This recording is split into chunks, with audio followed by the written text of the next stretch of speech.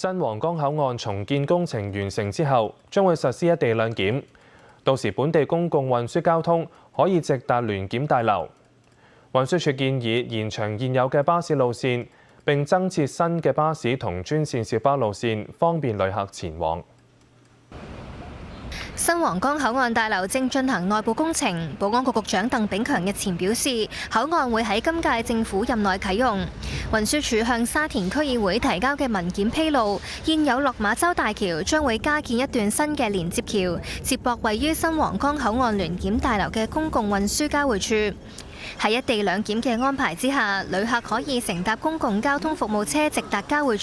處，唔需要好似而家咁搭黃巴穿梭兩地口岸辦理入境手續。黃巴將會完成佢嘅歷史任務。運輸署計劃將3條現有嘅專營巴士線服務延伸去到新皇崗口岸，其中城巴 976A 同埋九巴 N73 路線總站將會由新田公共運輸交匯處延伸去到新口岸，九巴 276B 線就會增設來往新口岸同埋天水圍天富嘅特別班次服務。署方亦都建議新增4條巴士線來往新口岸同埋新界同九龍，包括葵翠邨公共運輸交匯處、啟德、青山灣巴士總站同埋烏溪沙站公共運輸交匯處。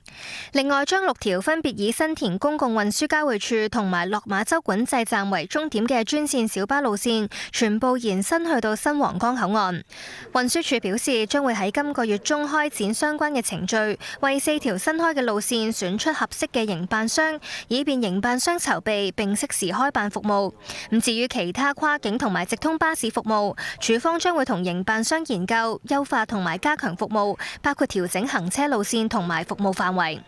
無線電視記者陳尚軒報導。